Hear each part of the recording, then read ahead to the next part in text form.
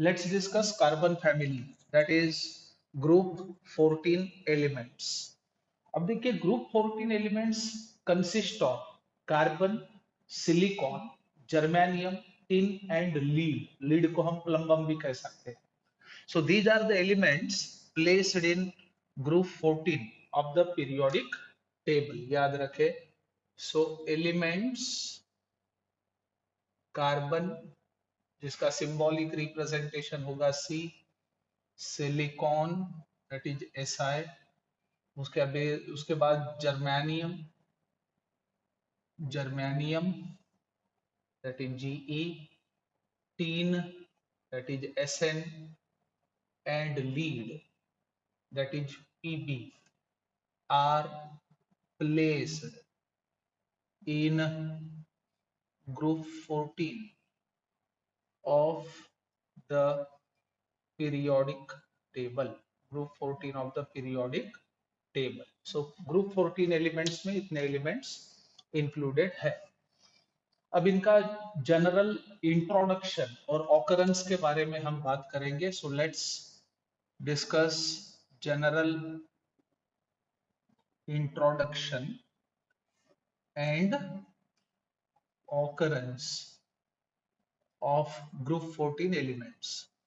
अब इसमें सबसे पहली इंपॉर्टेंट चीज ये याद रखे, कार्बन और सिलिकॉन जो है वो नॉन मेटल्स, याद रखे, और जर्मेनियम मेटेलॉइड, और जो लास्ट एलिमेंट्स है tin and lead, those are typical metals. So carbon and silicon are non metals. उसके बाद germanium, germanium is metalloid, while tin, tin and lead are metals या फिर मेटालिक एलिमेंट्स, ऐसे भी हम लोग कह सकते हैं। अब कार्बन जो है it is 17th most abundant element in the earth's crust, याद रखें। So carbon is 17th most abundant, most abundant element in the earth's crust, in the earth's crust by mass, याद रखें। सो इसके 3 आइसोटोप्स होते हैं carbon के। Total 3 isotopic varieties हम लोग देख सकते हैं, जिसमें इंक्लूड है carbon 12, carbon 13 and carbon 14। So carbon has 3 isotopes, 3 isotopes, that is carbon 12, उसके बाद carbon 13 and carbon 14। So out of which carbon 14 is radioactive, ये रेडियो एक्टिव वेराइटी होता है। उसके बाद carbon occurs both in free as well as in combined state, याद रखें। So carbon occurs in free as well as in combined state, free state और combined state दोनों बताए जा सकते हैं। अब एलिमेंटल स्टेट में carbon exist as its allotropes, जैसे कि डायमंड, उसके बाद graphite, fullerene, these are the allotropic modification of carbon. उसके बाद बायोमोलिक्यूल्स जो है, जैसे कि carbohydrates, proteins, fats, lipids, nucleic acids, vitamins, इन सभी में हाइड्रोकार्बन्स होते हैं, और पेट्रोलियम में भी।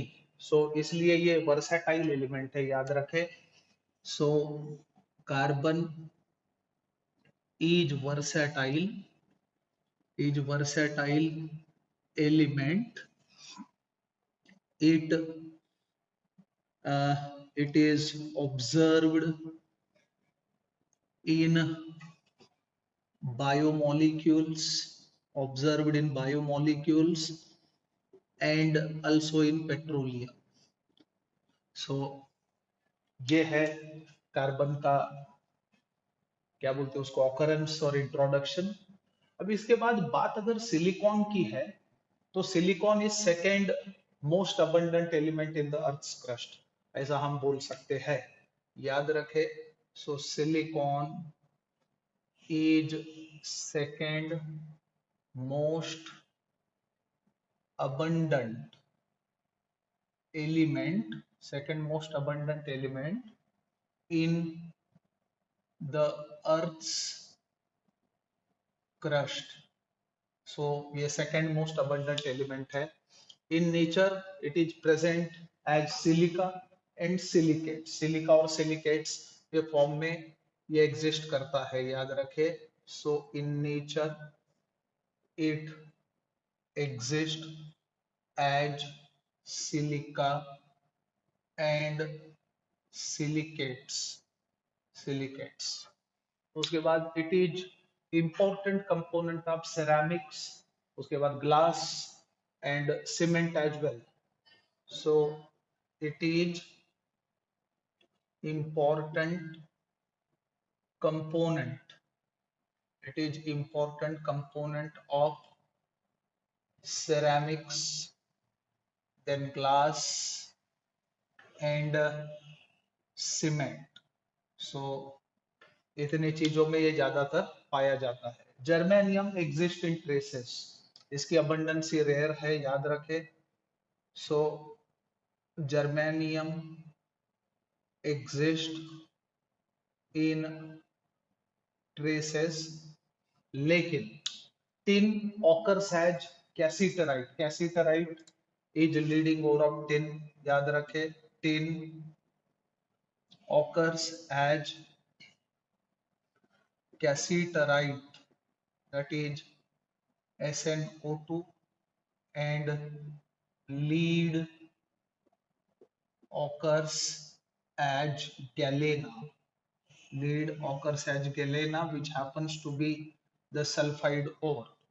अब अल्ट्रा प्योर सिलिकॉन और जो जर्मेनियम है उन्हें ट्रांजिस्टर और सेमीकंडक्टर के तौर पे हम लोग इस्तेमाल कर सकते हैं, याद रखें। So ultra pure germanium and silicon are used in transistors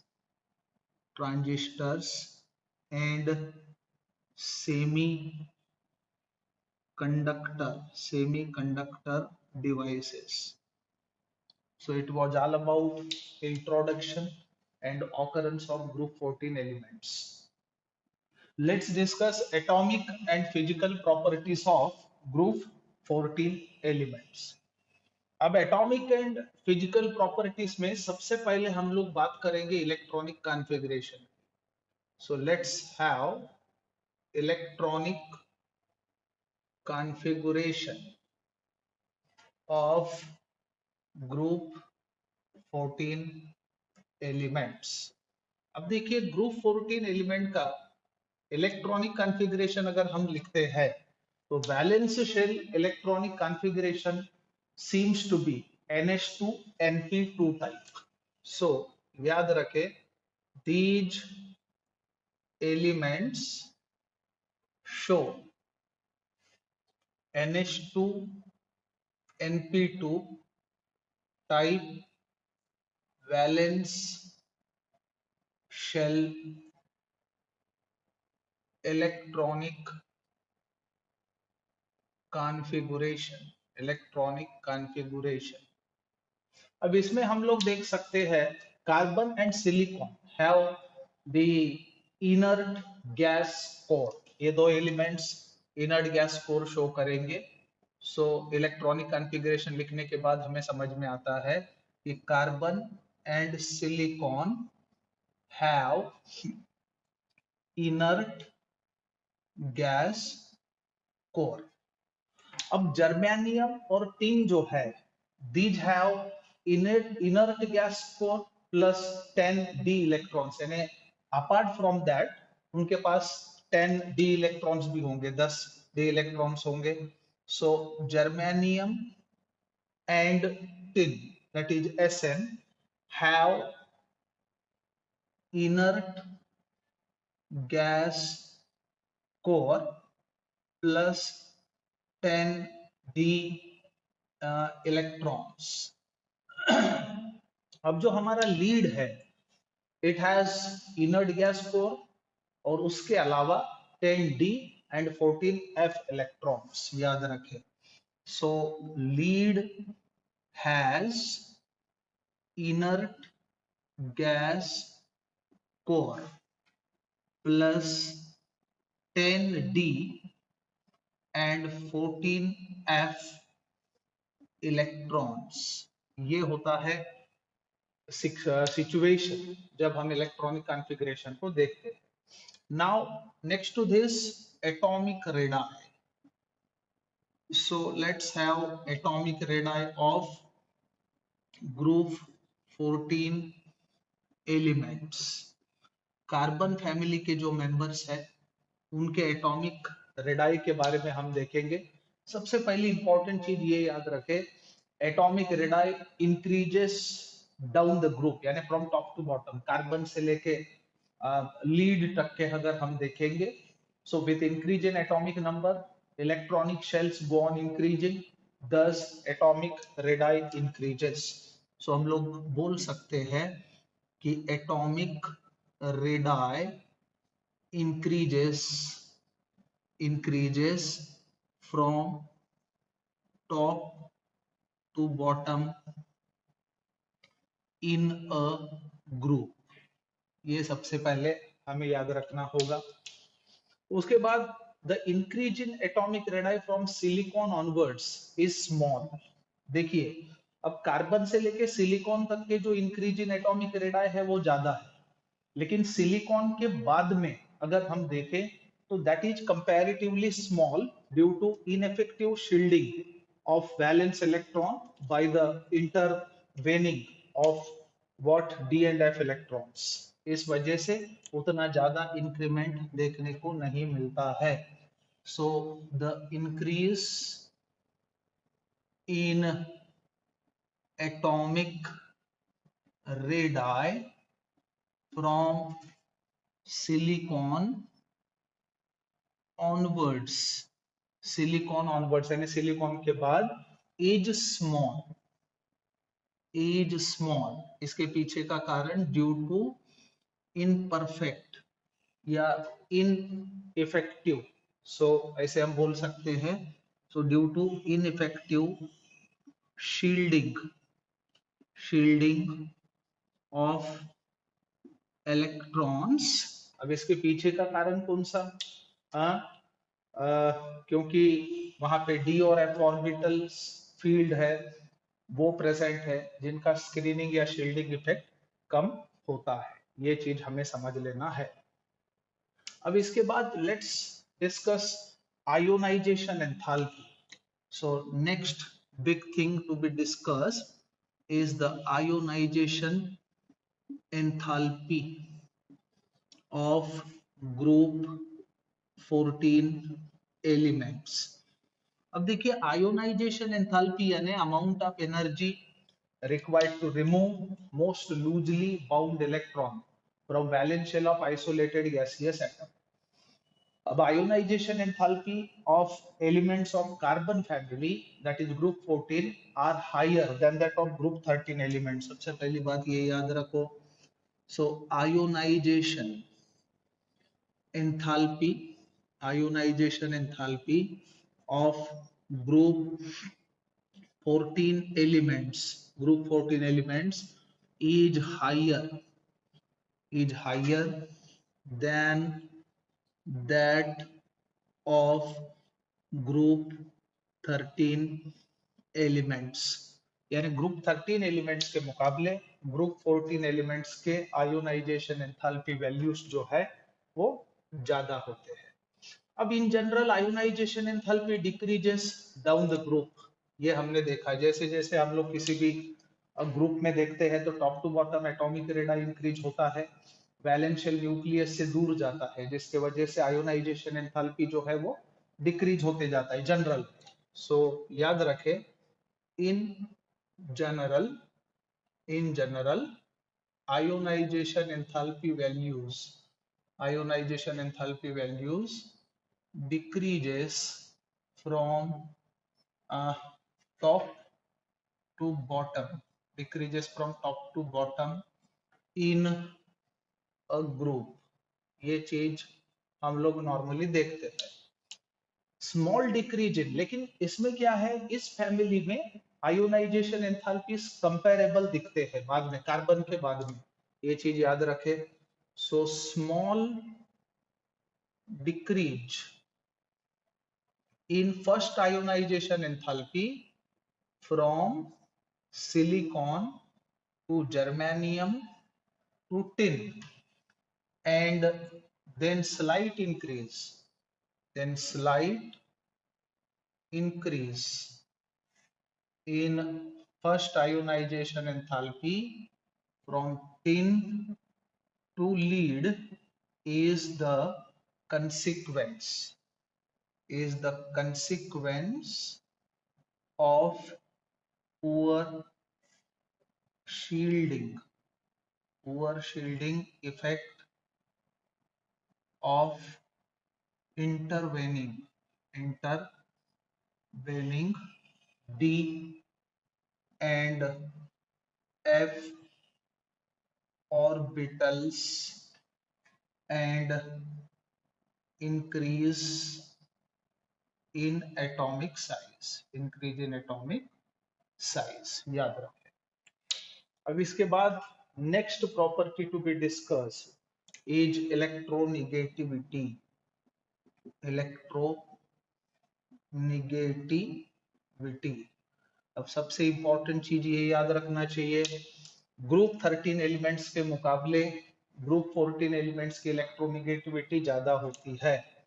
so group 14 elements have higher electronegativity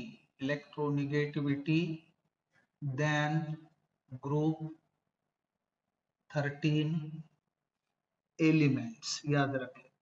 so group 13 elements के मुकाबले ग्रुप 14 एलिमेंट के इलेक्ट्रोनिगेटिविटी वैल्यूज हाई होते हैं। कार्बन की इलेक्ट्रोनिगेटिविटी सबसे ज्यादा होती है, याद रखना। So carbon has highest electronegativity, electronegativity in group 14, याद रखें। उसके बाद electronegativity decreases down the group, जैसे जैसे हम नीचे आते जाएंगे, कार्बन से लेके सिलिकॉन बाद में लीड तक के, तो इलेक्ट्रोनिगेटिविटी वैल्यू डिक्रीज होते हुए देखी जा सकती है। So electronegativity, electronegativity decreases down the group, याद रखें, डिक्रीजेस डाउन द ग्रुप। लेकिन इलेक्ट्रोनिगेटिविटी सिलिकॉन से लेके टिन तक के अगर आप कंपेयर करोगे तो ऑलमोस्ट वो सेम होता है, एक जैसे होता है, बहुत ज्यादा डिफरेंस हमें देखने को नहीं मिलेगा। So electronegativity, electronegativity of silicon to lead is almost same, यानी लगभग एक जैसे होता है। सो ये था इलेक्ट्रोनिगेटिविटी के बारे में ग्रुप 14 एलिमेंट्स। अब अगला टॉपिक है oxidation state of group 14 elements. अब देखिए, ग्रुप 14 एलिमेंट्स के वैलेंशियल में 4 इलेक्ट्रॉन्स होते हैं, उनका वैलेंशियल इलेक्ट्रॉनिक कॉन्फ़िगरेशन होता है NH2 NP2। अब बेसिकली जाहिर है ये सभी के सभी एलिमेंट्स +4 ऑक्सीडेशन स्टेट शो करते हैं। सो याद रखें, group 14 elements show +4 oxidation state. इनका ऑक्सीडेशन स्टेट जो है वो +4 होता है। अब कुछ elements basically higher elements can show +2 oxidation state also, but stability of +2 oxidation state increases and that of +4 oxidation state decreases from top to bottom, यानी ऊपर से नीचे अगर हम ग्रुप के तरफ देखें तो +2 ऑक्सीडेशन स्टेट की स्टेबिलिटी जो है वो बढ़ते जाती है और +4 ऑक्सीडेशन स्टेट की स्टेबिलिटी घटते जाती है। सो ये एक चीज याद रखें। So from carbon to lead, carbon to lead, what stability of +2 oxidation state increases and that of +4 oxidation state decreases। अब ये ऐसा क्यों हुआ, इसके पीछे का कारण है inert pair effect. So this is due to inert pair effect, यानी NH2 valence shell electronic configuration. So NS electron remain inactive or inert in case of heavier elements, जिसे inert pair कह सकते हैं। So due to inert pair effect, जो heavier elements है those show lower oxidation state, that is oxidation state of +2 as a stable than +4 state। अब carbon exhibit negative oxidation state also, जैसे कि hydrogen के साथ अगर बॉन्ड प्रोड्यूस कर रहा हो कार्बन, तो देन या फिर मेटल के साथ, खासकर मेटल्स के साथ यानी कार्बाइड्स में कार्बन का ऑक्सीडेशन स्टेट निगेटिव होता है। So exhibits carbon exhibits negative oxidation state also. Example के तौर पे हम लोग बता सकते हैं मेटल कार्बाइड्स के अंदर कार्बन का ऑक्सीडेशन स्टेट निगेटिव होता है। So compound in +4 oxidation state are generally covalent, याद रखें। So compounds in +4 oxidation state are generally covalent, उनका नेचर कोवैलेंट होगा, ये चीज याद रखे। So order of elements to show +2 oxidation state, अगर हम देखने की कोशिश करें तो याद रखना सबसे ज्यादा यानी ईगरनेस लीड शो करेगा, उसके बाद टिन और उसके बाद जर्मेनियम। अब बात कार्बन और सिलिकॉन की अगर है तो those do not show +2 oxidation state. So order of elements to show, so order of elements to show +2 oxidation state is, अब इसमें हम बता सकते हैं लीड, उसके बाद टिन, उसके बाद जर्मेनियम, यानी सबसे ज्यादा स्टेबल होगा +2 स्टेट लीड में, बाद में टिन, बाद में germanium.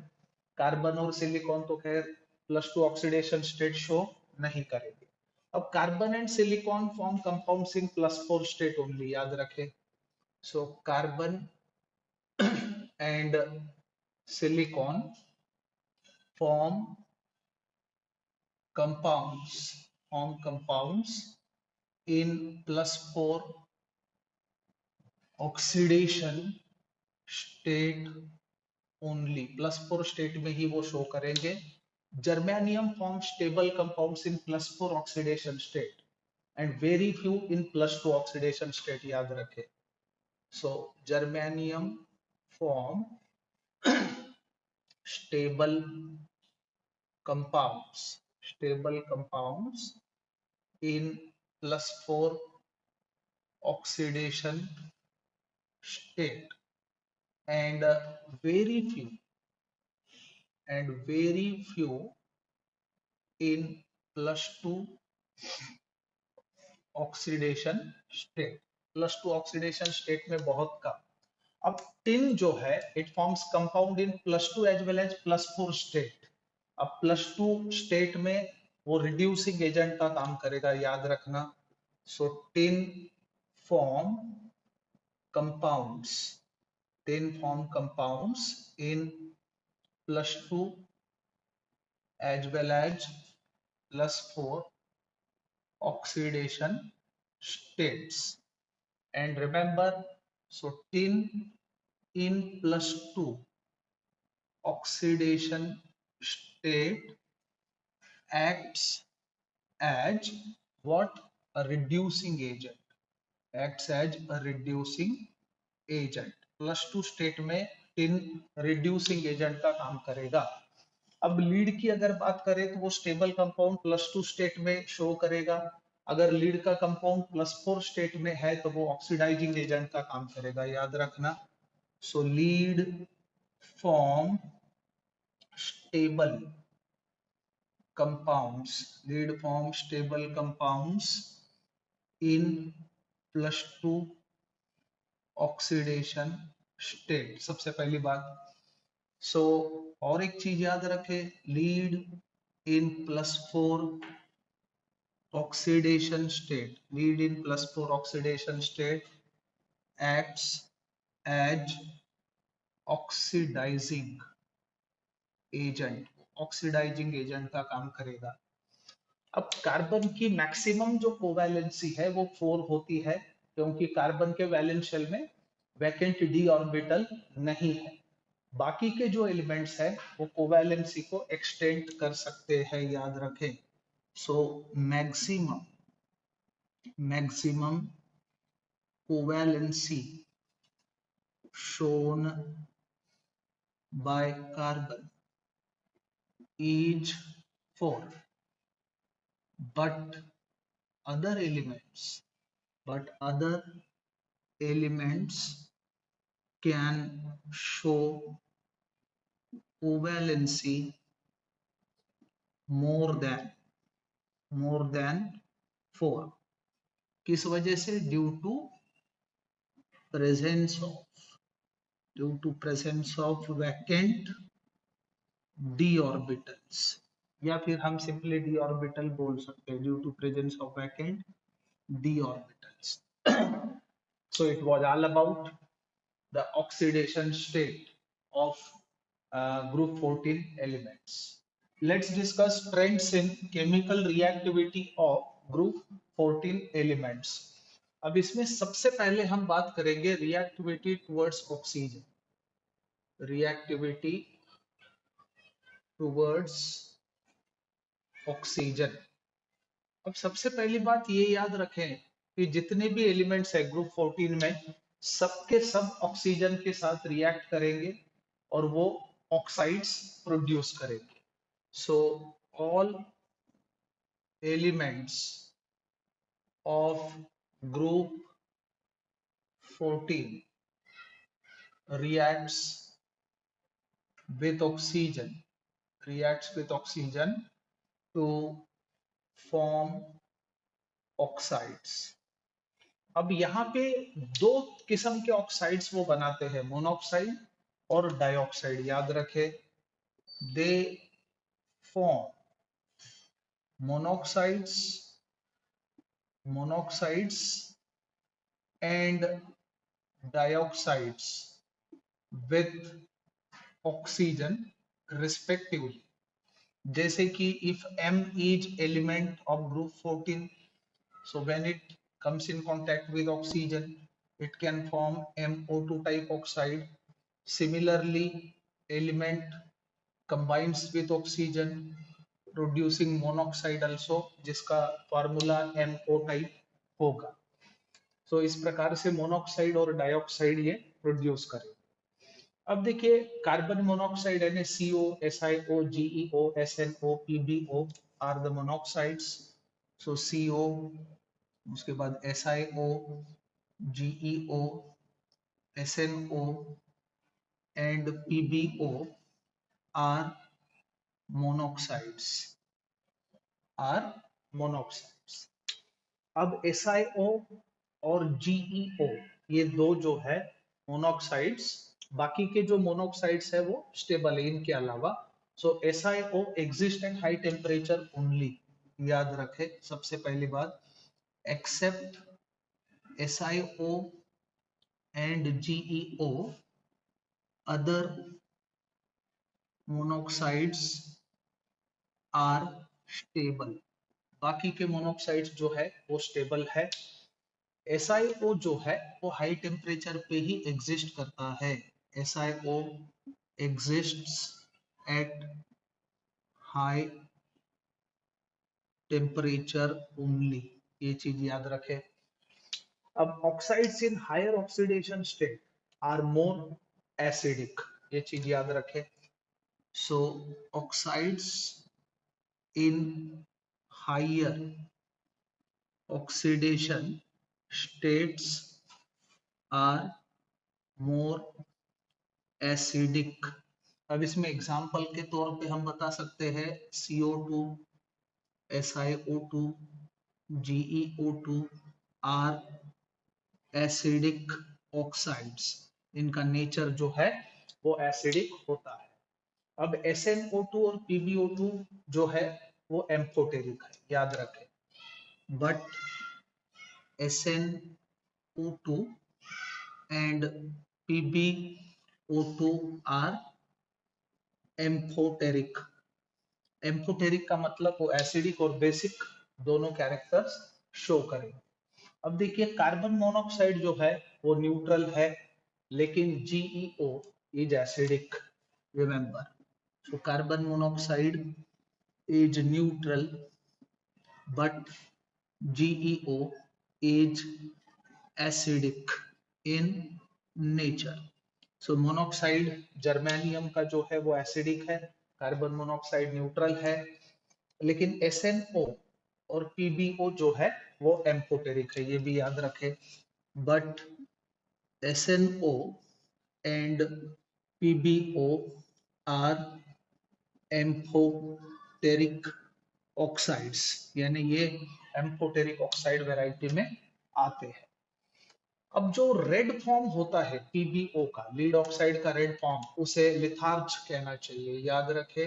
So red form of lead oxide is called as litharge, इसको लिथार्ज कहना चाहिए। And yellow form is called as, इसको मैसिकोट कहा जाता है, इट इज कॉल्ड मैसिकोट, याद रखें। So it was all about reactivity towards oxygen. अब इसके बाद देखेंगे reactivity towards water. So let's see reactivity towards water. अब सबसे पहली बात ये याद रखें, कार्बन, सिलिकॉन और germanium are not affected by water. Carbon, silicon and germanium are not affected by water, यानी वाटर के साथ इसकी कोई रिएक्शन नहीं होगी। But tin can decompose steam to form a dioxide and hydrogen. So tin can decompose steam, tin can decompose steam to form dioxide and H2 gas. So this can be shown in this manner. Tin when heated with steam, this is steam के साथ इसको heat कराओ, so it can decompose producing dioxide with the release of hydrogen gas, इसको ऐसे दिखा सकते हैं। So lead is also unaffected by water, but it can form protective coat of oxide on its surface. So lead remained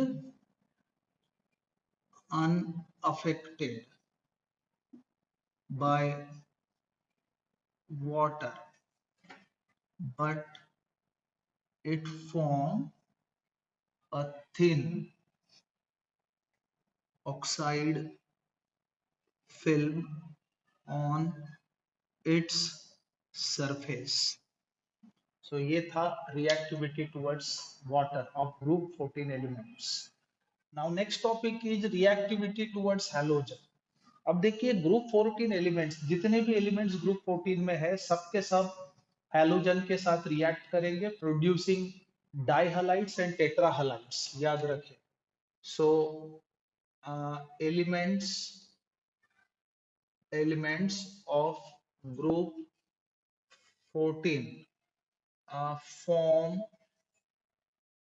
dihalides and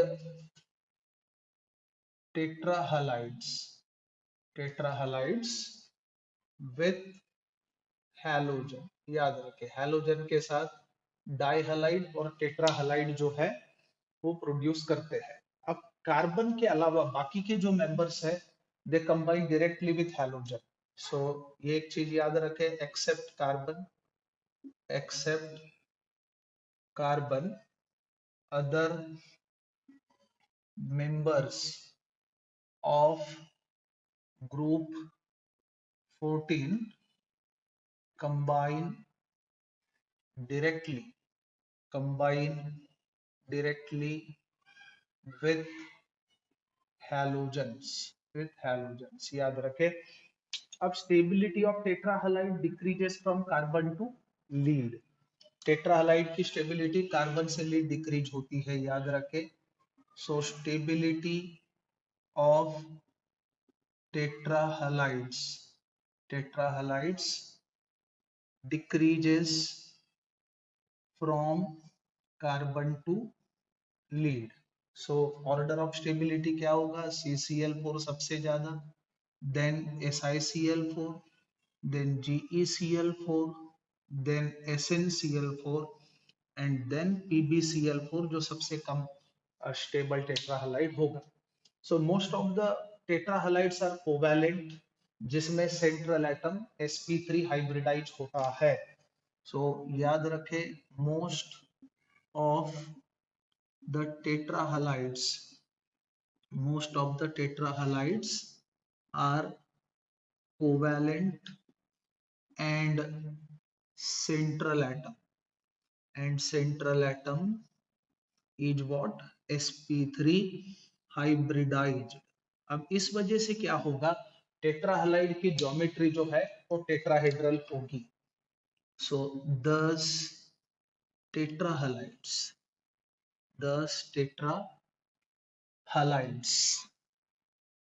are having tetrahedral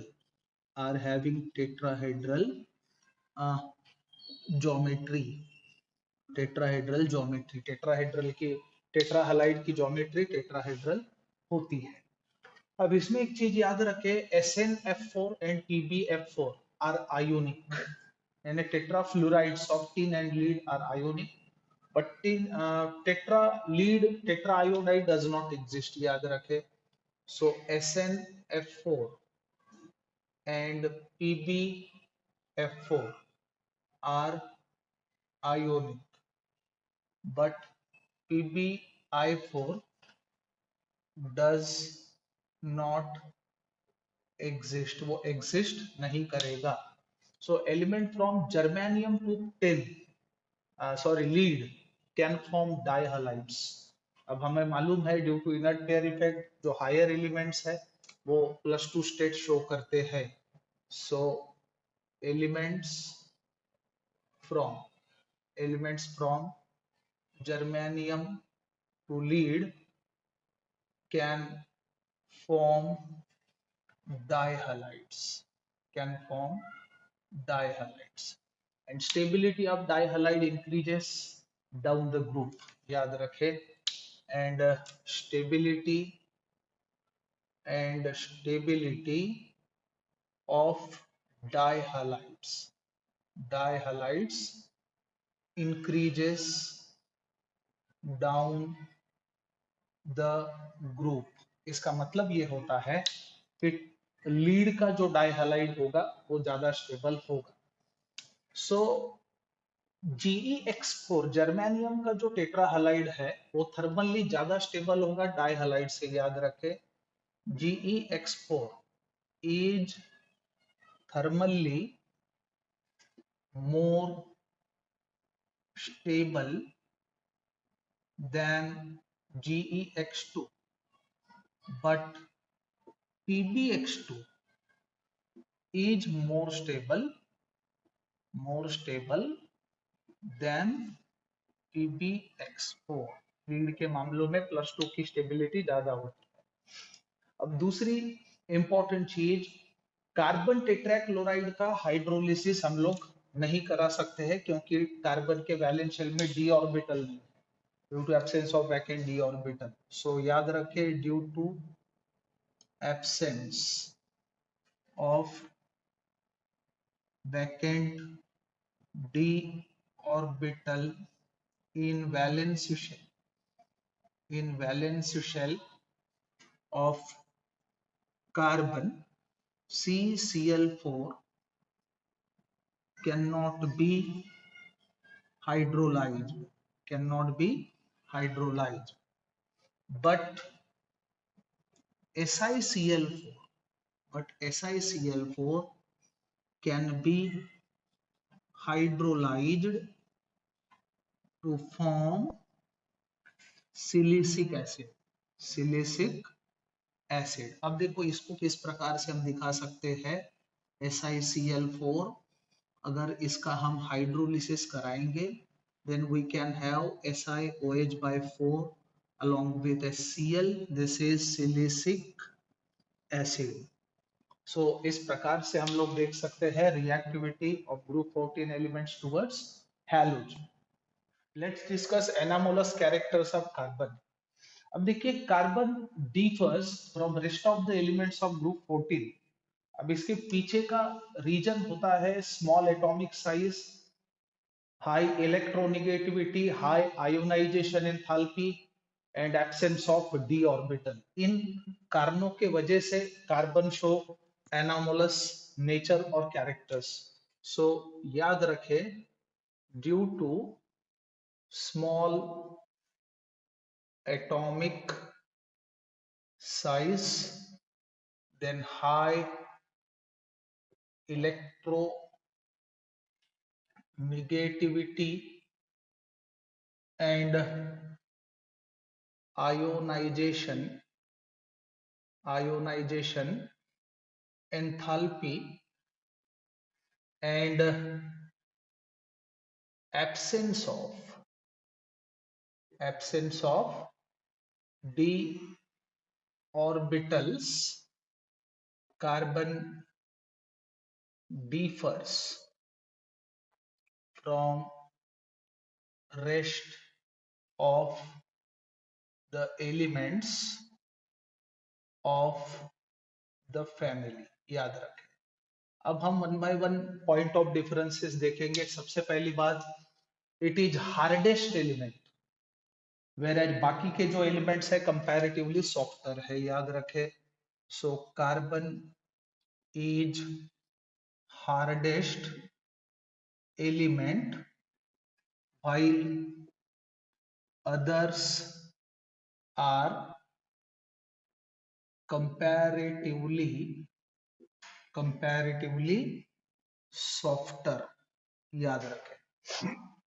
उसके बाद it has no tendency to form complex ion, इसके पास D orbital नहीं है, इसलिए ये complex ion form नहीं करता है। So due to absence of D orbital, carbon shows no tendency to form complex ion, while other elements can form complex ion। उसके बाद it can form multiple bonds, याद रखें, carbon can form multiple bonds, in fact P pi bonds. So carbon can form multiple bonds while other elements cannot. बाकी के elements multiple bond form नहीं करेंगे. Carbon show remarkable tendency of self linking, what we call catenation, जिसके वजह से ये बहुत सारे कंपाउंड्स के फॉर्मेशन में इन्वॉल्व है. बाकी के जो एलिमेंट्स है they do not form such type of long chains. जैसे silicon show catenation up to while, लेकिन carbon show remarkable tendency. So याद रखे, carbon show remarkable tendency of catenation, thus it is involved in number of compounds. बाकी के जो elements है family के वो इतनी कैटेनेशन नहीं शो करते हैं. So it was all about anomalous characters of carbon. Let's discuss catenation property.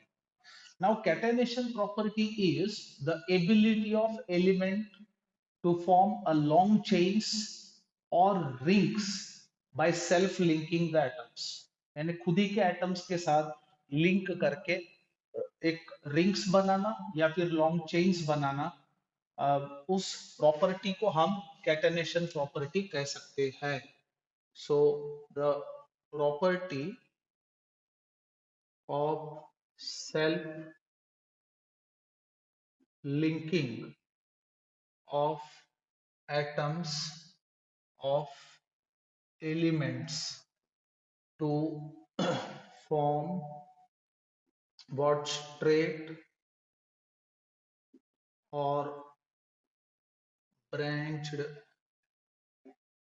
chain, straight or branch chain, and rings of different sizes, rings of different sizes by covalent bonds, by covalent bonds is known as catenation. इसी चीज को catenation कहना चाहिए. अब ये काय पे depend करेगा? It depends upon the element element bond strength. So जिस केस में एलिमेंट एलिमेंट बॉन्ड स्ट्रेंथ ज्यादा हो वो कैटेनेशन ज्यादा शो करता है. याद रखे. So it depends on strength.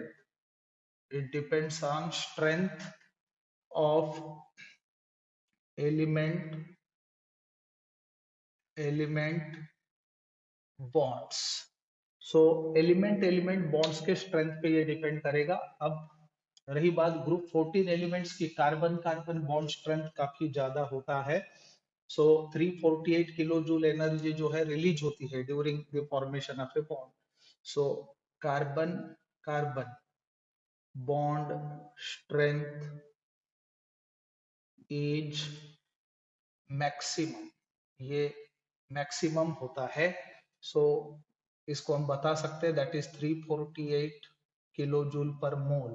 This is the amount of energy release. So thus carbon shows maximum tendency to undergo catenation. इसलिए कार्बन जो है वो बड़े जोरों शोरों से कैटेनेशन प्रॉपर्टी शो करता है. अब बात सिलिकॉन की अगर है तो silicon show much less tendency to form chains. So याद रखे, silicon shows या has much less tendency to form chains. बात अगर जर्मेनियम की हो तो germanium has still less tendency, यानी उससे भी कम. Germanium has still lesser tendency, while tin hardly has tendency of catenation. अब ऑर्डर ऑफ कैटेनेशन जो है वो कैसे निकलेगा, याद रखें. So the order of catenation property is, अब कार्बन शो रिमार्केबल टेंडेंसी बहुत ज्यादा, उसके बाद सिलिकॉन, उसके बाद जर्मेनियम, और जर्मेनियम और टिन की ऑलमोस्ट सेम होती है. अब बात अगर लीड की है तो lead do not show catenation. So lead does not show catenation. So lead में कैटेनेशन नहीं दिखेगा. अब carbon apart from this it has unique tendency to form p-pi multiple bonds with itself and with other atoms, especially जिसका size smaller होता है. So carbon shows unique tendency to form p-pi multiple bonds, p-pi multiple bonds with itself or with other smaller atoms like oxygen. So due to this, इसी वजह से carbon जो है वो काफी हद तक के एलोट्रॉपी शो करता है, याद रखें. So due to this carbon shows allotropy. याद रखें. So it was all about the catenation property shown by the group 14 elements and especially by the carbon. Let's discuss carbon monoxide. अब देखिए carbon दो तरह के ऑक्साइड्स प्रोड्यूस करता है, carbon monoxide और carbon dioxide. So first of all हम लोग कार्बन मोनोऑक्साइड डिस्कस करेंगे. सो let's discuss methods of preparation first. So methods of preparation of carbon monoxide. अब देखिए कार्बन मोनोऑक्साइड प्रोड्यूस करने के कई तरीके हैं, जिसमें सबसे पहला मेथड हम देखेंगे इनकम्प्लीट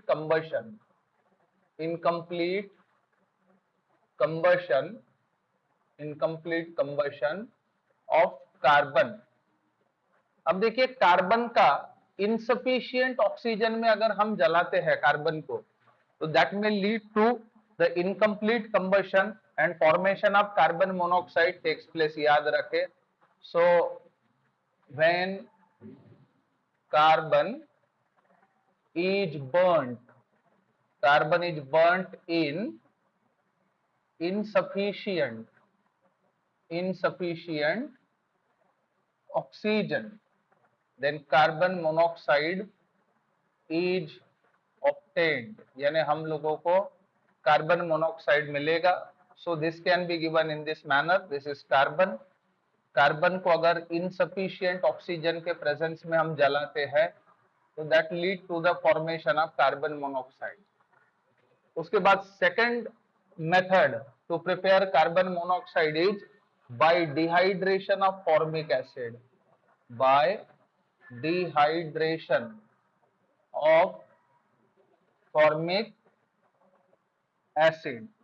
फॉर्मिक एसिड का अगर हम डिहाइड्रेशन कराते हैं by using dehydrating agent like H2SO4, then we can have what carbon monoxide. जैसे कि ये हमारा फॉर्मिक एसिड है, this is formic acid, and when formic acid is burnt in presence of concentrated H2SO4 at about 373 Kelvin, then dehydration takes place leading to the formation of carbon monoxide and water.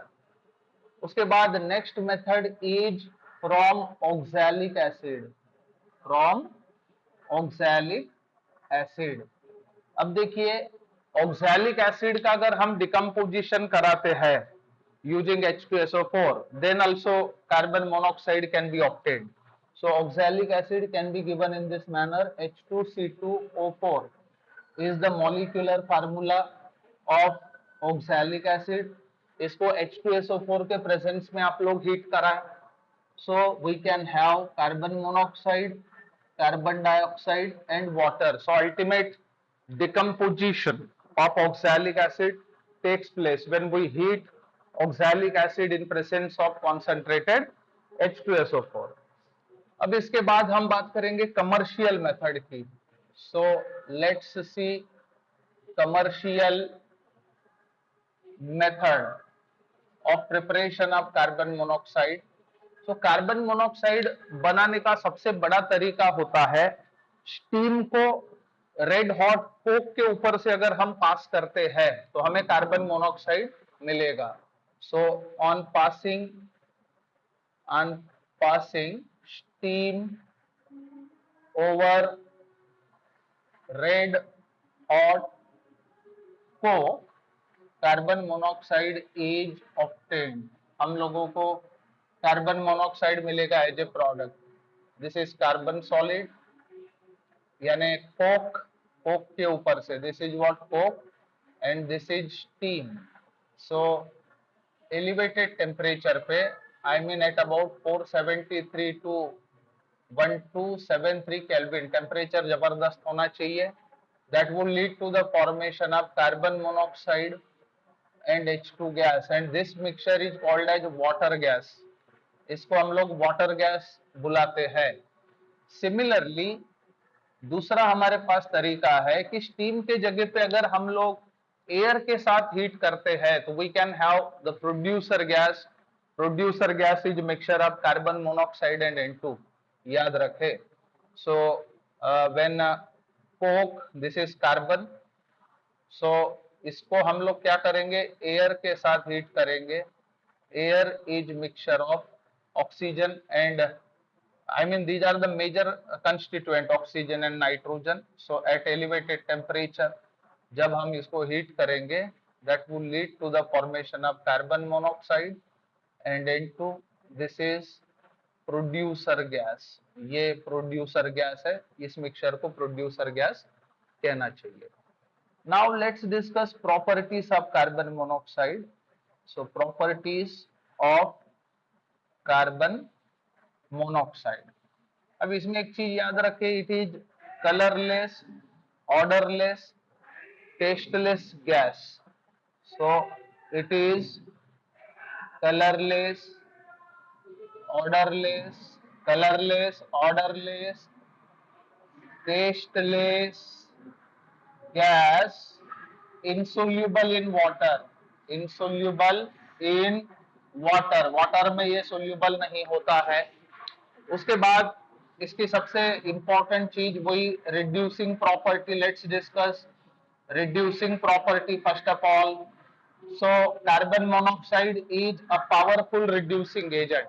ये powerful reducing agent होता है, याद रखें. It is powerful reducing agent and it can reduce metal oxides to metal oxides to metals. अब इसमें बहुत सारे ये जो रिएक्शन है बेसिकली हम मेटलर्जिकल प्रोसेसेस में एट्रीब्यूट कराते हैं, यानी उसको वहां पे देखते हैं. जैसे कि consider Fe2O3, that is oxide of iron, when allowed to reduce by carbon monoxide at elevated temperature, then carbon monoxide reduces iron producing carbon dioxide. So इस प्रकार से ये reducing agent का काम करेगा. Another example which can be given is of copper oxide. Carbon monoxide के साथ अगर आप ट्रीट करेंगे तो कॉपर डिपॉजिट होगा. Similarly, zinc can also be deposited by treating carbon monoxide with what? Zinc oxide. Now, second important thing is affinity for haemoglobin, affinity for haemoglobin. याद रखें carbon monoxide is a poisonous for us, यानी हमारे लिए काफी dangerous है। क्यों? It readily combines with haemoglobin producing carboxy haemoglobin complex, जो oxy haemoglobin complex से 300 टाइम्स ज्यादा स्टेबल है। याद रखें, so carbon monoxide combines with hemoglobin, combines with hemoglobin to form carboxy, hemoglobin, carboxy hemoglobin, which is 300 times stable than oxy haemoglobin. Oxy haemoglobin, याद रखें, oxy haemoglobin के मुकाबले ये 300 टाइम्स ज्यादा स्टेबल होता है। इसलिए क्या होगा कि readily carbon monoxide combines with haemoglobin producing carboxyhaemoglobin, जिसे हम इस प्रकार से बता सकते हैं। तो this is suppose to be haemoglobin, so hemoglobin combines with what carbon monoxide producing carboxy hemoglobin complex, which is far more stable than oxy hemoglobin complex। इसलिए अगर हम लोग कार्बन मोनोऑक्साइड के चपेट में आते हैं तो क्या होगा? हमारा हीमोग्लोबिन जो है वो कार्बन मोनोऑक्साइड के साथ कंबाइन करके स्टेबल कॉम्प्लेक्स यानी कार्बोक्सी हीमोग्लोबिन प्रोड्यूस करेगा, जिसके वजह से हमारे बॉडी में ऑक्सीजन की डिफिशियंसी होगी, जो जिस कंडीशन को हम कहेंगे एनोक्सिया, और उस वजह से हमारी डेथ हो सकती है। दस डिफिशियंसी, याद रखें, deficiency of oxygen in body is cause. बात समझ में आया? इसलिए hence carbon monoxide is poisonous, इसलिए ये पॉइजनस गैस है, इसके दूर रहना अच्छी बात होगी। उसके बाद next property to be discussed is the complex formation. Complex formation, अब याद रखना carbon monoxide electron rich species है, यानी वो लिगैंड का काम करेगा, इलेक्ट्रॉन पेयर डोनर का काम करेगा, जिसके वजह से इलेक्ट्रॉन पेयर डोनर का काम करने के वजह से क्या होगा कि ये लिगैंड करके एक्ट करेगा और कॉम्प्लेक्स फॉर्मेशन में इन्वॉल्व होगा। So carbon monoxide can donate pair of electrons to electron deficient species and acts as a ligand। So ligand के तौर पे एक्ट कर सकता है, इसलिए ये बहुत सारे कॉम्प्लेक्सेस में इन्वॉल्व है। So hence carbon monoxide is involved in the formation of many carbonyl complexes।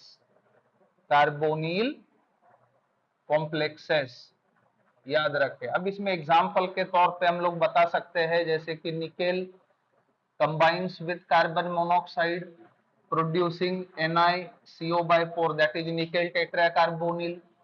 Iron combines with carbon monoxide producing FeCO5, that is pentacarbonyl iron। So in this manner number of carbonyls can be suggested, जिसमें carbon monoxide ligand का काम करता है। So it was all about carbon monoxide। Let's discuss carbon dioxide। अब देखिए, carbon dioxide is one of the constituents of atmospheric air. इसको तो हम इसलिए पोल्यूशन यानी पोल्यूटेंट कंसीडर नहीं कर सकते, लेकिन इसका ज्यादा कॉन्सेंट्रेशन अगर एटमॉस्फेरिक एयर में हो तो दैट में बी फैटल, जिसके वजह से ग्लोबल वार्मिंग हो रही है। अब कार्बन डाइऑक्साइड जो है वो फायर एक्सटिंग्विशर का काम करता है, एक चीज याद रखें।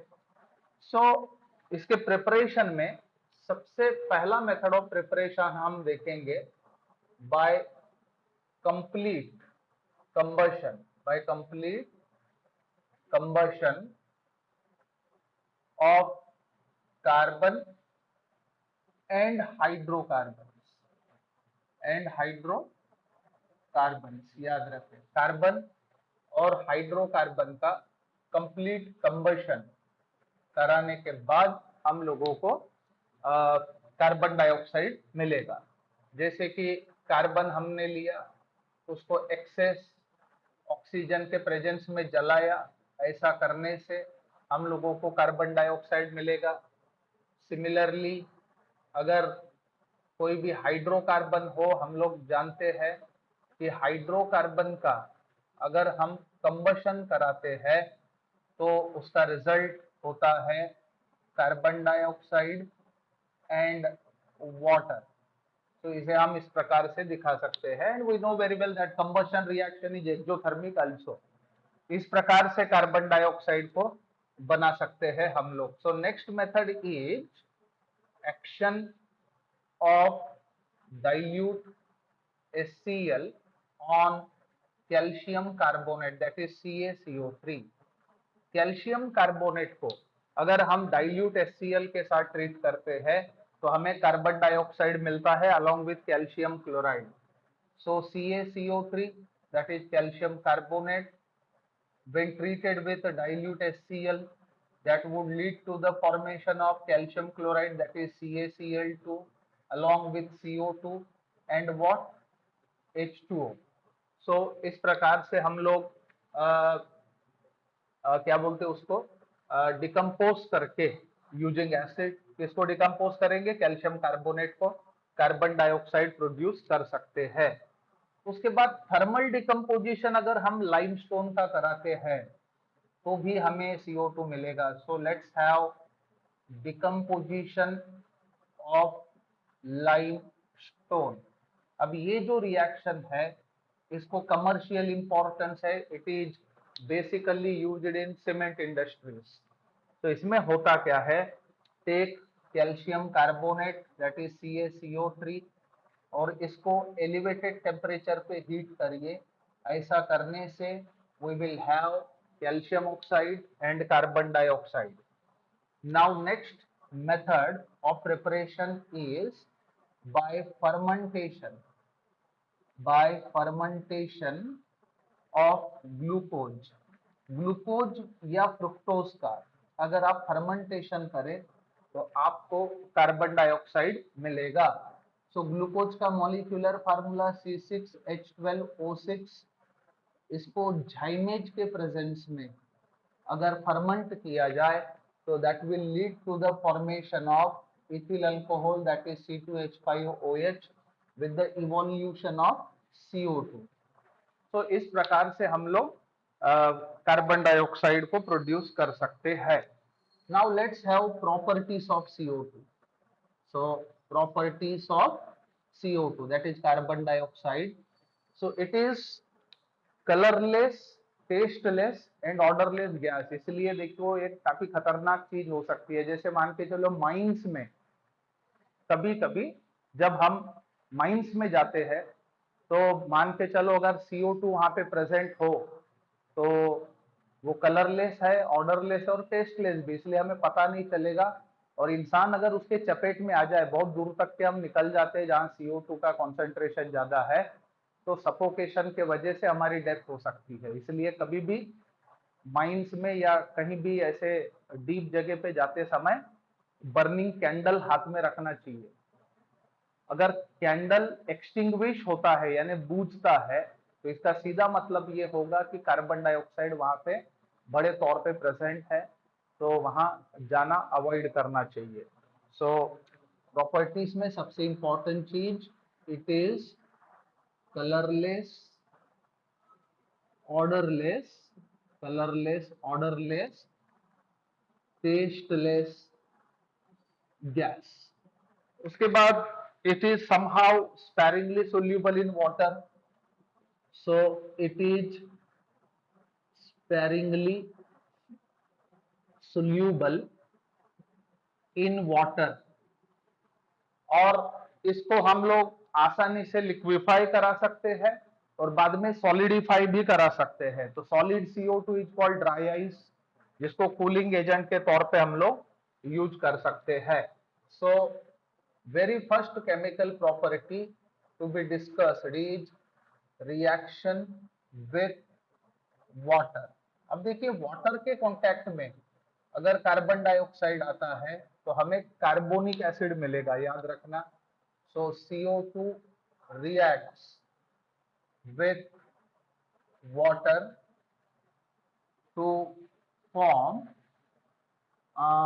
H2CO3, that is carbonic acid. इसे हम लोग कुछ इस तरह से दिखा सकते हैं। सो वाटर में अगर हम CO2 को बबल करें तो that will lead to the formation of H2CO3। अब जो कार्बोनिक एसिड है it is dibasic acid, remember. So H2CO3 is a dibasic acid, so it would disperse 2H plus ions per mole, जैसे कि H2CO3 when dissolved in water, so it would give H3O plus and HCO3 minus। ये हो गया पहला H plus, उसके बाद HCO3 minus again react with water और फिर से ये H प्लस आयन डिस्पर्स करेगा अलोंग विथ CO3 2 माइनस। तो इस प्रकार से ये डाइबेसिक एसिड होता है। और एक काफी इंपॉर्टेंट चीज हमें याद रखना होगा, H2CO3 HCO3 माइनस बफर, ये बफर का काम करता है, ये हमारा ब्लड का पीएच मेंटेन करता है, याद रखें। So this buffer maintains the pH of human blood, maintain the pH of human blood between range कौन सी 7.26 से लेके 7.42 के बीच मेंटेन किया जाता है। अब देखिए ब्लड का पीएच अगर चेंज हो थोड़ा भी तो उससे हमारी डेथ हो सकती है। सो ये काफी इंपॉर्टेंट चीज है, हमारे बॉडी में बफर एक्शन होता है, याद रखें। Now next is reaction with metal oxides. So reaction with metal oxides. अब देखिए मेटल ऑक्साइड्स नॉर्मली उनका नेचर बेसिक होता है और कार्बन डाइऑक्साइड एसिडिक है। एसिडिक होने की वजह से it would respond metal oxide producing corresponding carbonates, जैसे कि calcium oxide on treatment with carbon dioxide gives CaCO3। Another example which can be given is ZnO in contact with CO2 give rise to ZnCO3। so इस प्रकार से metallic carbonates हमें मिलेंगे। Now next and very crucial is in photosynthesis। in photosynthesis देखिए green plants के पास chlorophyll pigments होते हैं। सो chlorophyll के माध्यम से in presence of sunlight green plants can produce their own food materials. उस प्रोसेस को हम फोटोसिंथेसिस कहते हैं, जिसमें कार्बन डाइऑक्साइड को as a raw material use किया जाता है। So this can be given in this manner.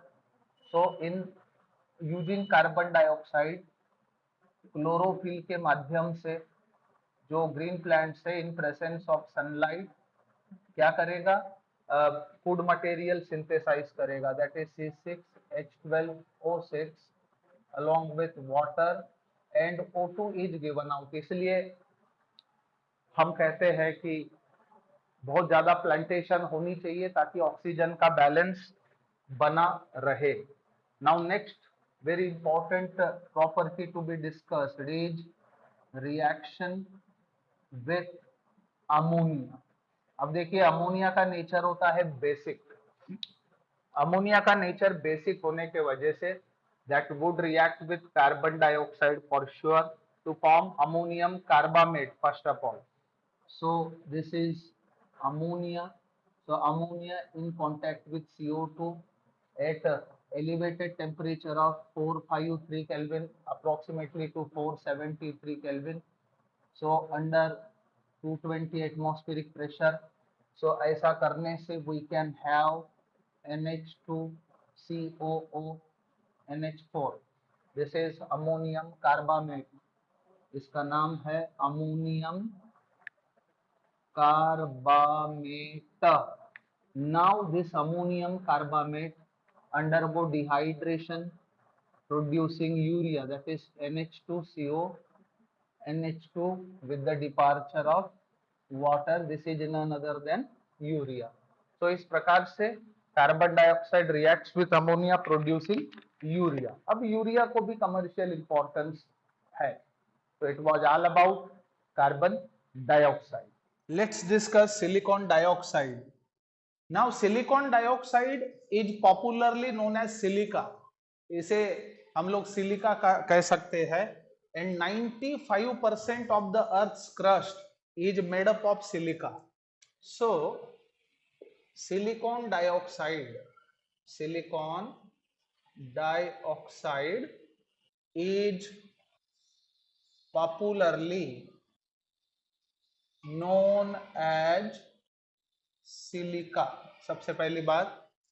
And 95% of the Earth's crust, 95% of Earth's crust is made up of silica. वो जो है वो सिलिका से ही बना है, याद रहे. अब सिलिका के साथ एसोसिएशन में सिलिकेट भी होता है. सो सिलिका एंड सिलिकेट ऐसा कहा जा सकता है. नाउ SiO2 के बहुत सारे फॉर्म्स हैं, जैसे कि quartz, cristobalite and tridymite. So these are the various forms of silica. So silicon dioxide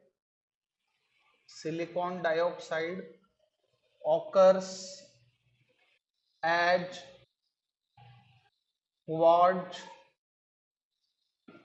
cristobalite and tridymite. So these are the various forms, and these forms are covalent. याद रखें, which are covalent in nature. So these are covalent in nature. So इसमें होता क्या है, silicon atom is covalently bonded to 4 oxygen atoms forming 3-dimensional network. So in this, what silicon atom is covalently bonded to 4 different oxygen atom forming 3-dimensional network. Each corner is shared with another tetrahedron. So her corner जो है अलग अलग tetrahedron के साथ share किया जाता है, ये भी याद रखें. So each corner is shared with another tetrahedron.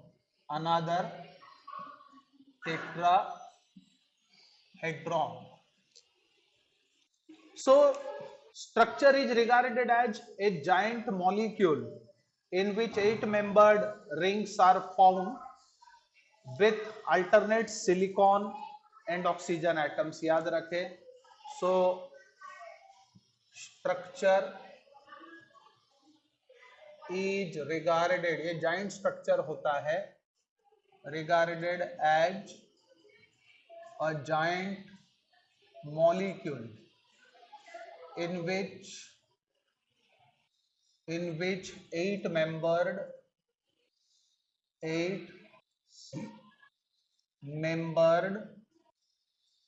rings, 8-member rings are formed with alternate silicon and oxygen atoms. याद रखें. So silica, that is SiO2, in its normal form is non-reactive. वो reactive नहीं होता है, याद रखें. So SiO2, that is silicon dioxide, in its normal form is non-reactive. ये react नहीं करेगा. It resists the attack of halogens, hydrogens. So it resists the attack of halogens, उसके बाद हाइड्रोजन, उसके बाद most of the acids and metals. याद रखें.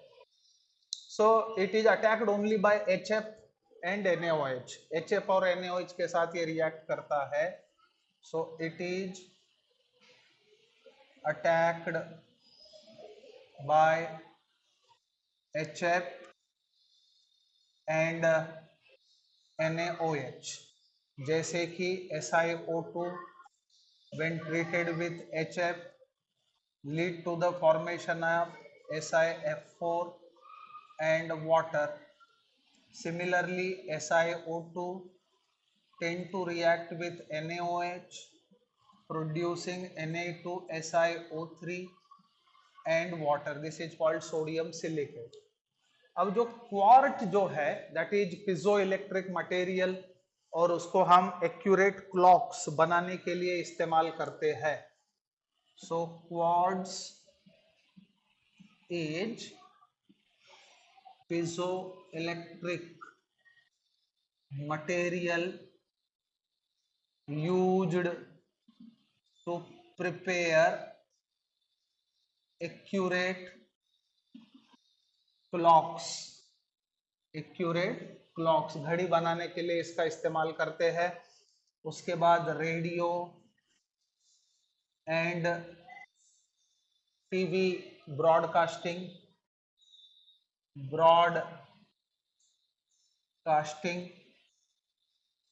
Silica gel जो है वो डिहाइड्रेटिंग एजेंट के तौर पे हम लोग इस्तेमाल कर सकते हैं. ये एक चीज याद रखें. Silica gel is used as a dehydrating agent. इसको डिहाइड्रेटिंग एजेंट के तौर पे हम इस्तेमाल कर सकते हैं. उसके बाद किसलगर एंड एमोर्फस सिलिका जो है वो फिल्ट्रेशन प्लांट्स में यूज होता है. So kieselguhr and amorphous silica are used in filtration plants. इनको हम फिल्ट्रेशन प्लांट्स में यूज कर सकते हैं. So it was all about silica. Let's discuss silicon tetrachloride. Now, silicon tetrachloride is one of the important compounds of silicon. It is prepared by treating silicon directly with chlorine. अब silicon को जब directly chlorine के साथ हम treat करेंगे तो silicon tetrachloride मिलेगा. सो it is prepared by treating silicon with chlorine. So this can be shown in this manner. Silicon, when allowed to react with chlorine, then we can have SiCl4, that is silicon tetrachloride. Now silicon tetrachloride has tetrahedral shape and it is covalent as well. So SiCl4 is tetrahedral in shape and covalent in nature. इसकी bonding जो है वो covalent होगी। अब silicon के पास D orbital, vacant D orbital होने के वजह से it can be hydrolysed to silicic acid, याद रखें। So SiCl4 can be hydrolysed, to form silicic acid, as silicon has vacant d orbitals in valence shell। अब D orbital के होने के वजह से इसको हाइड्रोलाइज किया जा सकता है। So this can be shown in this manner. When silicon tetrachloride is allowed to hydrolyze, then we can have silicic acid along with HCl. This is none other than silicic acid। अब इसमें होता क्या है कि silicon tetrachloride can form complex with water, which in turn lead to the formation of silicic acid। So SiCl4 form complex with water, which in turn gives silicic acid. So इस प्रकार से hydrolysis बताया जा सकता है। Now next to silicon tetrachloride, let's discuss silicones. अब देखिए silicones जो है वो सिंथेटिक ऑर्गेनो सिलिकॉन कंपाउंड्स है जिनका इंपिरिकल फार्मूला लगभग कीटोन जैसा होता है, इसलिए उनको नाम सिलिकॉन दिया गया है, याद रखें। सो these are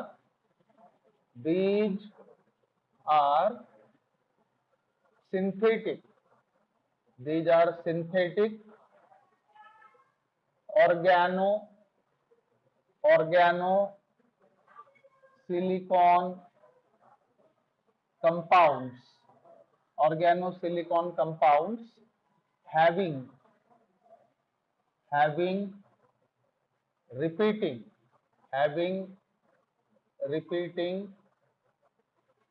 R2SiO units held by SiO-Si linkage।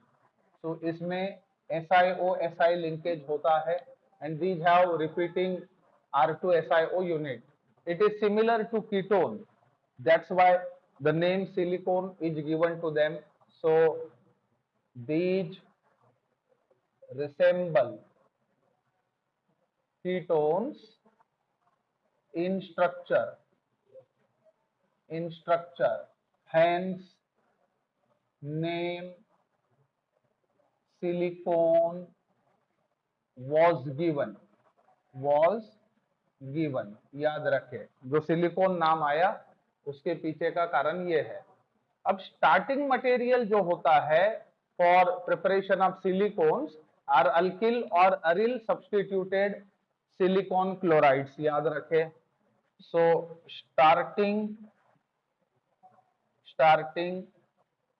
materials for preparation of silicones are alkyl or aryl substituted silicon chlorides, याद रखें, जिनका रिप्रेजेंटेशन हम इस प्रकार से दे सकते हैं RnSi4-N। सो जब मिथिल क्लोराइड सिलिकॉन के साथ रिएक्ट करेगा in presence of copper at elevated temperature, then we can have various methyl substituted chlorosilanes। now remember silanes are the hydrides of silicon। So when methyl chloride, that is CH3Cl, reacts with silicon in presence of copper at 573 Kelvin, then various types of methyl substituted chlorosilanes of formula वो हो सकता है CH3 SiCl3 और CH3/2 SiCl2 और CH3/3 SiCl and small amount of CH3/4 Si are formed. So are formed. ये चीज हमें देखने को मिलेगा। अब देखो डाइमिथिल क्लोरोसिलेन का हाइड्रोलिसिस करके अगर कंडेंसेशन पॉलीमराइजेशन किया जाए तो हमें स्ट्रेट चेन पॉलीमर मिलेगा। सो याद रखें क्या करना है। So hydrolysis of dimethyl chlorosilane followed by condensation polymerization gives straight chain polymer याद रखें। तो सिलिकॉन्स कीटोन को रिसेंबल करने के वजह से इनका भी जो नाम का एंडिंग है वो ONE से आ रहा है।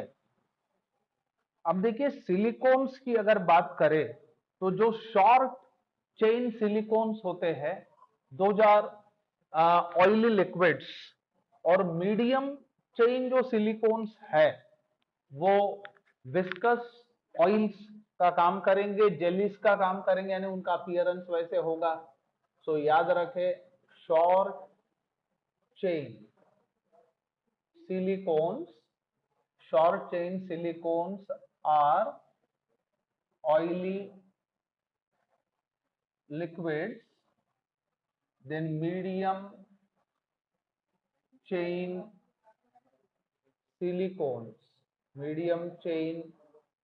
silicones are viscous oils, उसके बाद जेलीज एंड ग्रीसेस याद रखें। एंड जिनके पास बहुत लंबी चेन होती है those are rubbery elastomers and act as resins, and those with very long chains behave as rubbery elastomers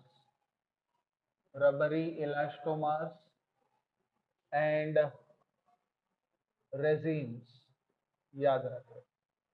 so silicones के पास जो है वो हाइड्रोफोबिक अल्किल ग्रुप्स होते हैं, इसलिए ये वाटर रिपेलेंट है, याद रखें। So silicones are water repellent in nature due to presence of non-polar alkyl groups। non-polar alkyl groups जो ऑलियोफिलिक होते हैं उनके प्रेजेंस के वजह से वो वाटर रिपेलेंट का काम करेंगे। उनकी थर्मल स्टेबिलिटी काफी ज्यादा होती है, हाई डाइलेक्ट्रिक स्ट्रेंथ और रेजिस्टेंट, केमिकल रेजिस्टेंट, यानी कि ऑक्सीडेशन उनका आसानी से नहीं कर सकते हम लोग, वो केमिकली क्या बोलते हैं उसको, इनर्ट होते हैं, ये चीज याद रखें। So they have high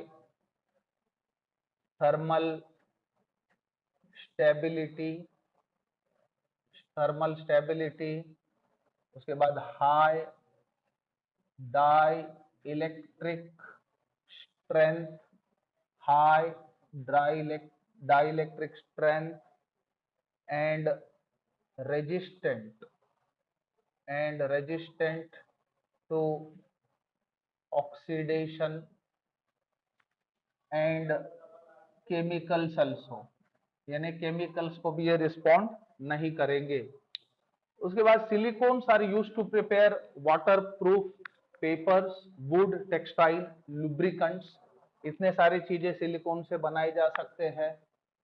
so silicones are used to prepare water proof paper, water proof paper, उसके बाद वुड, टेक्सटाइल्स एंड लुब्रिकेंट्स। अब लो टेम्परेचर और हाई टेम्परेचर, दोनों टेम्परेचर पे लुब्रिकेंट्स हम इस सिलिकॉन से बना सकते हैं। Now silicone formation can be explained in this manner, देखिए हम कैसे इसको एक्सप्लेन कर सकते हैं। So silicone formation can be explained as, अब देखिए इसको कैसे हम दिखा सकते हैं। So methyl chloride when allowed to react with silicon in presence of copper at elevated temperature of about 570 Kelvin, तो ऐसा करने से हमें डाइमिथिल क्लोरोसिलेन मिलेगा, दिस इज कॉल्ड डाइमिथिल क्लोरोसिलेन। अब इस डाइमिथिल क्लोरोसिलेन का अगर हम हाइड्रोलिसिस कराते हैं तो यहाँ पे क्लोरीन रिप्लेस होगा bye OH, that would lead to the formation of this। अब ये जो चीज हमें मिला डाइमिथिल हाइड्रोक्सीसिलेन, इसका पॉलीमराइजेशन अगर हम कराते हैं, so it is to be polymerized, so इसका अगर हम कंडेंसेशन पॉलीमराइजेशन कराते हैं, so with loss of water we can have silicone, जिसे कुछ हम लोग इस तरह से शो कर सकते हैं। सो ये रिपीटिंग यूनिट होगा जो n टाइम्स रिपीट होगा, so this is none other than silicone. सो इस प्रकार से हम लोग सिलिकॉन को बना सकते हैं। अब इसका जो चेन लेंथ है वो कंट्रोल किया जा सकता है by adding dimethyl chlorosilane again, I mean CH3/2 SiCl which blocks the ends। So ये एक चीज याद रखें। सो चेन लेंथ या length of the chain of polymer can be controlled by adding CH3/2 SiCl। ये क्या करेगा, which blocks the ends of polymer के एंड्स को ये क्या कर देगा, ब्लॉक कर देगा, और चेन जो है वो कंट्रोल में रह सकती है। अब इनको हम कहां कहां यूज कर सकते हैं, these are used as sealant. So याद रखें, they are used as a sealant. उसके बाद ग्रीस जो लुब्रिकेंट का काम करता है, and electrical insulators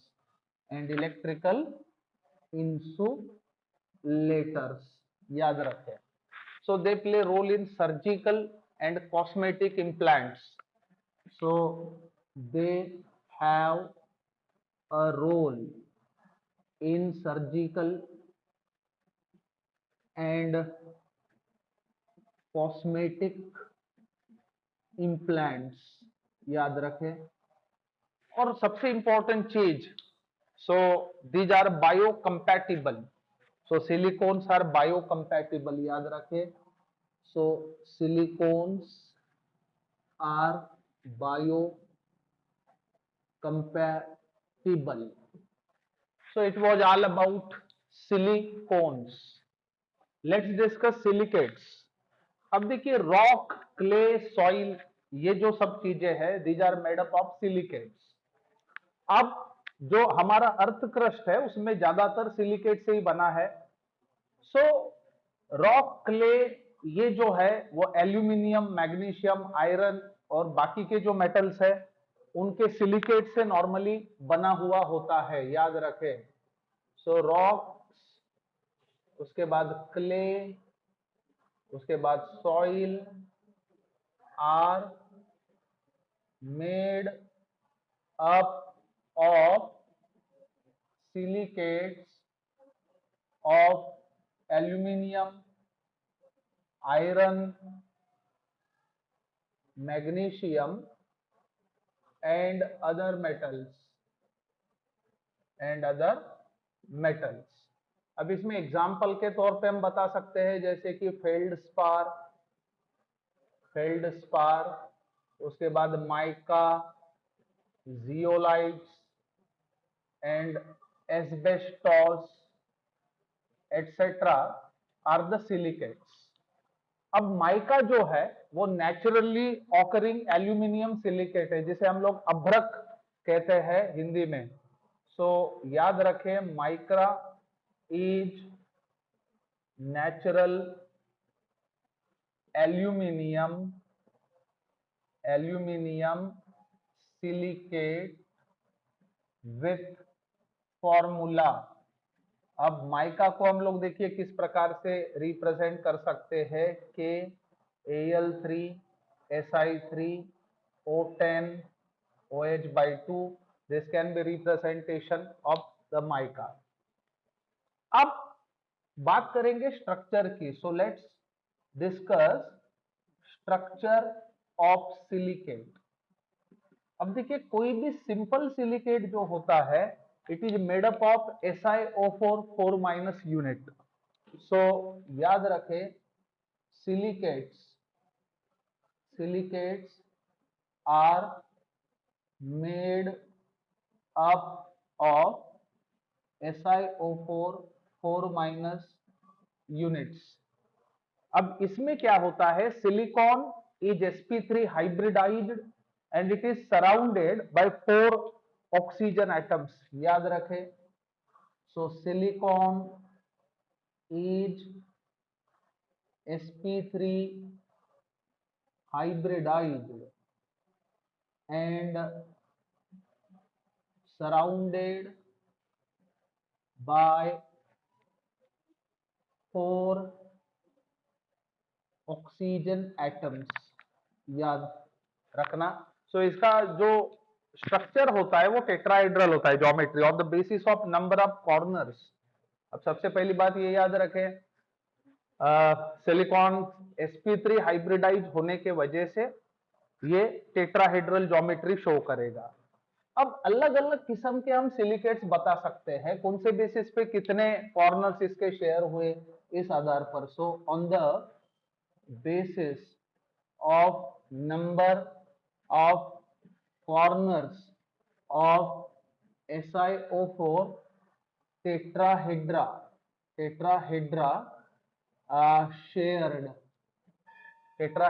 shared various types of, याद रखें।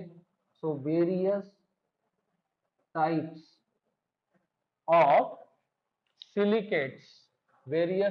of silicates can be form, ये चीज याद रखें। एग्जाम्पल के तौर पे हम लोग बता सकते हैं आर्थोसिलिकेट्स, उसके बाद पायरोसिलिकेट्स, उसके बाद cyclic chain silicates, cyclic chain silicates, उसके बाद sheet like silicates and three dimensional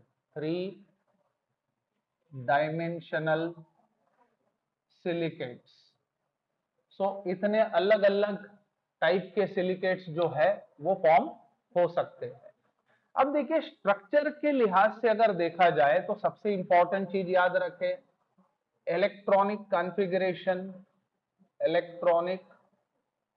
configuration of silicon is, इसको हम कैसे बता सकते हैं, 1s2, then 2s2, 2p6, 3s2, 3px2, sorry 3px1, 3py1 and 3pz0। सबसे पहले क्या होगा, silicon prefer to undergo excitation. So अब क्या होगा, 3s orbital prefer to promote electron to 3pz। So silicon atom in excited state. So excited state में हम इसको कैसे बता सकते हैं, 1s2, 2s2, 2p6, then 3s1, एक इलेक्ट्रॉन इधर गया, 3px1, 3py1 एंड 3pz1। अब देखिए वैलेंस शेल में क्या होगा, एक s ऑर्बिटल और 3 p ऑर्बिटल्स यूनाइट होंगे, मिक्स करेंगे, और उनके मिक्सिंग से नए 4 sp3 हाइब्रिड ऑर्बिटल्स प्रोड्यूस होंगे which are directed tetrahedrally around the silicon. और याद रखें हर हाइब्रिड ऑर्बिटल के पास अनपेयर्ड इलेक्ट्रॉन होगा। सो silicon undergoes sp3 hybridization, silicon undergoes sp3 hybridization to form 4 sp3 hybrids, 4 sp3 hybrids having unpaired electron. याद रखें तो situation कैसी होगी, जैसे silicon and these are the hybrids जो टेट्राहेड्रल मैनर में अरेंज हो गए। अब क्या होगा, ऑक्सीजन जो है वो ओवरलैप करेगा इनके साथ। सो 4 ऑक्सीजन एटम्स अपने अपने पी ऑर्बिटल के साथ जब ओवरलैप करेंगे तब जाके SiO बॉन्ड प्रोड्यूस होगा, याद रखें। सो 4 oxygen atoms overlap with sp3 hybrids of silicon to form 4 SiO bonds। अब ऑक्सीजन की अगर हम बात करें तो ऑक्सीजन को एक इलेक्ट्रॉन की आवश्यकता होगी फिर भी बॉन्ड फॉर्मेशन के बाद। तो ये ऑक्सीजन क्या करेगा, मेटल से इलेक्ट्रॉन गेन करेगा। सो इस ऑक्सीजन ने एक इलेक्ट्रॉन गेन किया, इसने एक, इसने एक, इसने एक। सो टोटल हर ऑक्सीजन पे एक एक माइनस चार्ज आया, इसलिए जो यूनिट बना वो SiO4 4 माइनस है, याद रखे। So each oxygen gain 1 electron from metal to form what, SiO4 4 minus unit। So ये होता है स्ट्रक्चरल फीचर सिंपल सिलिकेट में। So it was all about silicates. Let's discuss zeolites. अब देखिए zeolites are basically hydrated sodium alumino silicates. अब क्या होता है, 3D नेटवर्क जो होता है सिलिकॉन डाइऑक्साइड का, उसमें से अगर कुछ सिलिकॉन एटम्स रिप्लेस किए जाए by aluminium, then that will lead to the formation of alumino silicate, याद रखें। सो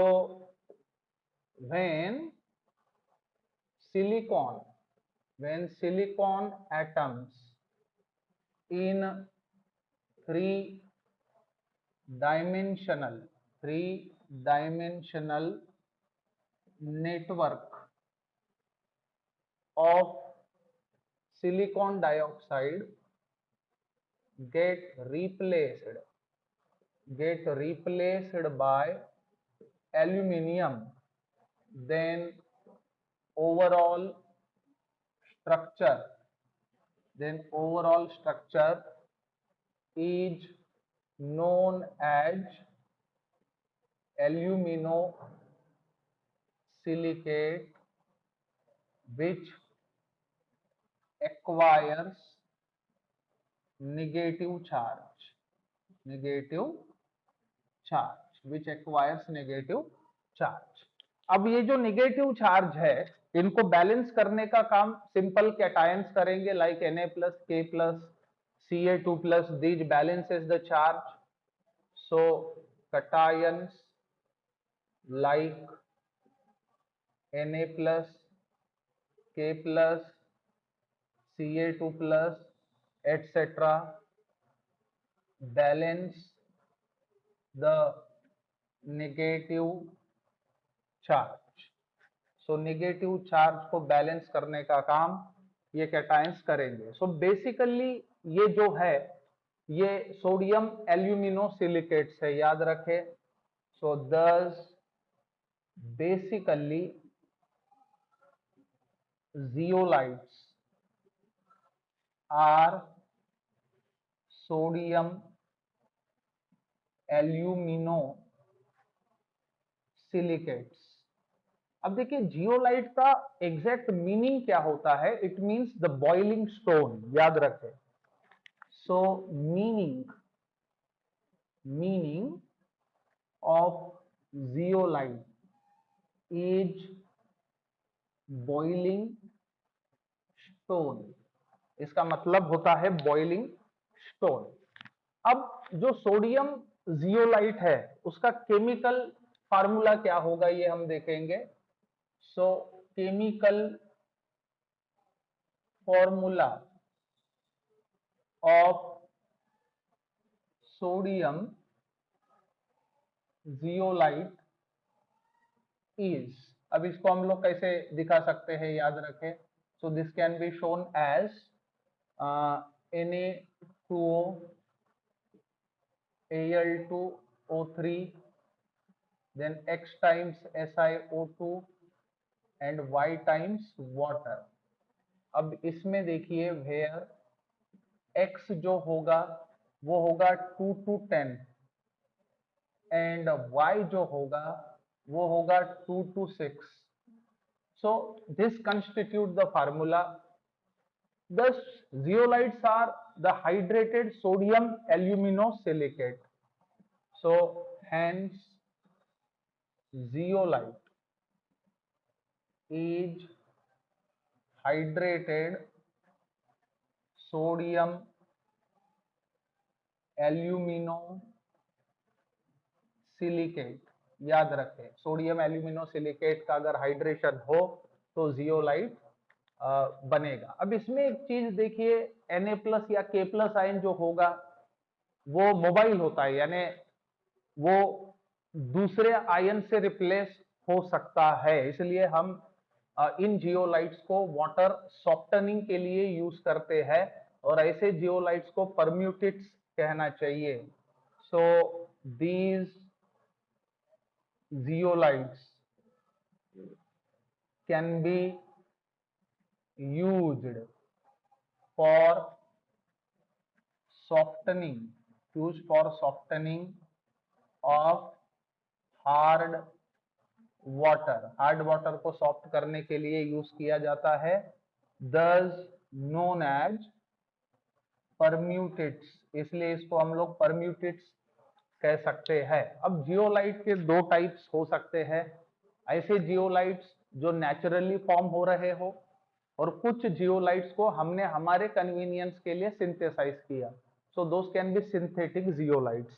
सो इस प्रकार से जियोलाइट के दो टाइप्स बताए जा सकते हैं. So zeolites are of two types, that is पहला होगा नेचुरल और दूसरा होगा सिंथेटिक. सिंथेटिक बोले तो जिसे हमने बनाया। अब इन्हें पेट्रोकेमिकल इंडस्ट्रीज में कैटलिस्ट के तौर पे भी यूज किया जा सकता है, याद रखें। So zeolites are widely used as catalyst in petrochemical